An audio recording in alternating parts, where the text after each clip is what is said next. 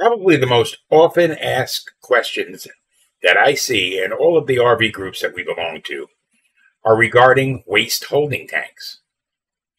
Why is my black tank clogged? How do I maintain my tanks? I always want to tell them, dude, you are way overthinking your tanks. In this week's video, I'm going to tell you how to stop spending so much time thinking about waste. Hi, I'm Felix. And I'm Cindy. And we are the Roaming Gones. In the 4 years that we've been living the full-time RV life, I have probably dumped these tanks a couple of hundred times. Yes, I spend a lot of time with my waste. It's a sad thing, but it has to be done. Dinner was full!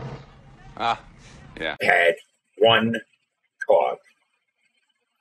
And I'll tell you about that and why it happened a little later in the video. But in order to get you to the point where you're not overthinking your waste tanks, we need to do a little discussion about what the difference is between an RV holding tank and a septic system. There seems to be some confusion on that point. A septic system releases all of the liquid waste into the soil. The solid waste settles to the bottom where it kind of becomes a sludge. The liquid waste that's released into the soil is filtered by the soil where it takes out the bacteria and goes into what's called a drain field. And basically, by the time it gets into the soil, it becomes nutrients for the plant life and the soil itself. Very simple. Eventually, that sludge on the bottom of the tank builds up, and you have to call in a septic company to pump out your septic tanks. Simple. A waste holding tank, which is what you have in an RV, is entirely different. It is just what it's called, a holding tank. You're putting your waste into a container for all intents and purposes. And they kind of look a little like almost Tupperware containers, but big. They're relatively flat and pretty big around. Usually somewhere between 30 and 50 gallons in capacity. Once you fill up that container, you need to release it, empty it. And that's when you drain your black tanks. Now, up front, I'm going to tell you another thing that I've seen questioned quite a bit. Never leave your black tanks open when you're in an RV park and hooked up to a sewer. They're not going to drain the way a septic tank drains. That stuff that's in your tank is not going to settle to the bottom because the whole tank is maybe 8 inches high. What's going to happen is the waste is going to go into your holding tank. The liquids are all going to just keep draining out in your open black tank. And the solids are just going to start building up until they form what is called a poop pyramid. That is what the generally accepted term for that is. And those wastes that build into that poop pyramid are going to solidify and dry out because all of the liquid has gone out. And now you've got a problem where you don't have easily flushable waste in that tank anymore. That stuff is not going to just break up.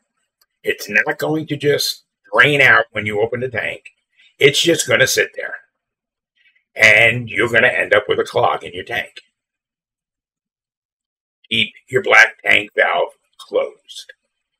Now, the gray tank, you can leave the gray tank open while you're hooked up to a sewer. That's supposed to only be your kitchen waste and your sink in the bathroom and your shower. Basically, just soapy water. And that will just keep draining out. With the disclaimer that while leaving your gray tank open, you do open yourself up to the possibility of getting what's called sewer gnats in your RV. It can happen. It's actually happened to us. We leave our gray tanks open. Not so much anymore, but we used to leave our gray tanks open. The other method to use would be to leave your gray tanks closed, leave your black tank closed, and then when you drain the black tank, when you're done draining it, you open up your gray tank valves and dump them as well, and that kind of cleans out your hoses. In our situation, we have 2 gray tanks and a black tank. So I've been leaving the gray tanks closed and rinsing the hoses after every black tank rinse. Now, how do you reliably drain your black tank? Very, very simple. And don't let anybody tell you different. And maybe I'm not, based on my subscriber base, which, by the way, please subscribe. Maybe I'm not supposedly the authority on this, but I'm just going on 4 years of experience and having one clog that really wasn't our fault. And like I said, I'll talk to that a little later on in the video. The only reliable way to determine if your black tank is full and needs to be emptied is I'm calling the burp method. When you see your water burp when you flush, your tank is full and you need to empty it. Simple. RV tank sensors are essentially useless. And I'm going to talk to that a little later on in the video as well, because they don't need to be useless. For most standard tank maintenance, your sensors end up being useless. So go by the burp method. And what you'll end up doing is the first couple of times you'll wait until it burps, and then you'll go drain your tanks, and then you'll start to establish a pattern. For me, that was every 4 days. I can sometimes get away doing it on the 5th day, but never beyond the 5th day. Very simple method. You go out, you hook up, I have a separate hose, and you should too, for your black tank flush. You hook up that hose. You go and you switch over, and as you can see, I have a Y valve in my hose. One that goes to the black tank flush hose, one that goes to our freshwater hose. I turn off the freshwater. I turn on the rinse. I go to the tank, and I pull the handle. It drains. I set a 30-minute timer to let it continue to rinse. After that 30-minute timer is up, I go out, I close the valve on my flush king. What is a flush king? The flush king allows you to backwash your tank and clear any clogs that might be at the output of the tank. I got this when we had that clog. Close that, allow that to fill up, and what will happen is the water will go back into your drain valve and rinse the gate on the valve. I let mine fill up for 5 minutes. You're going to have to determine, based on the size of your tank, how long you should let it go. Once that 5 minutes is up, I pull the flush king again. It drains. And then I repeat that process. So basically, like shampoo, rinse and repeat. Then I go, I turn off the rinse water, I turn on the fresh water to the rig, in that order, so you never have a chance of cross-contamination. Then, with the tank still draining, all that water that was put in there, I go and I disconnect the rinse hose. Then I turn around and go back, and I close the black tank gate. At this point, I pull the gray tanks, if I've left them closed and have them filling. They rinse the hoses. I then close the gray tanks, come back inside, put my chemical in the toilet. In my case, I fill the toilet up just below the jets, put the chemical in, allow it to dissolve, and let it drain. I am done. Very, very simple method. Now, in regards to the clog that we had, this was 3 years ago, in 2020, just around the time of the pandemic. And I don't think there's anybody that's alive today that doesn't know what happened in 2020 with toilet paper. You simply could not get it. So, we were in a situation where we needed to get toilet paper. And we always, without fail, use Angel Soft. And it wasn't available. So, we ended up getting, now, it was marked as septic safe, which is supposed to be the indicator that it's okay for our RV tanks. It breaks down. It did not. And we got a toilet paper clog. Had trouble with the plumbing. Clogged toilets. Using the brand of toilet paper that we had always used. Angel Soft breaks down almost immediately. And that's another thing I need to address. All these people who talk about not using their RV toilet for number 2. Why? You bought an RV with a bathroom in it. Why would you not use the bathroom for what you need to do?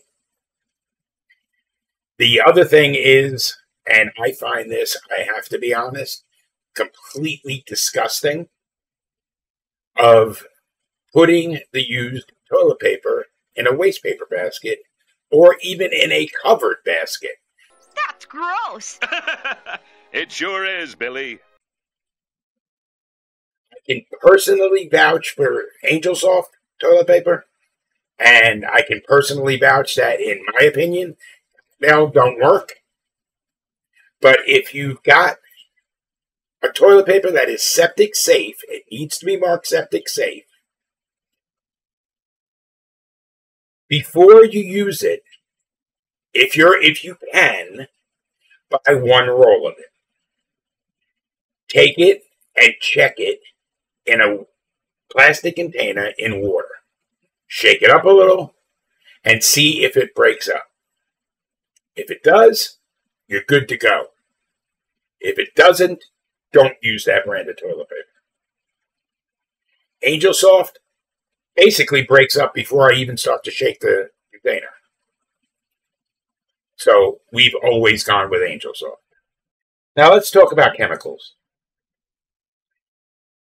The chemicals you put in your RV tank are intended to dissolve the waste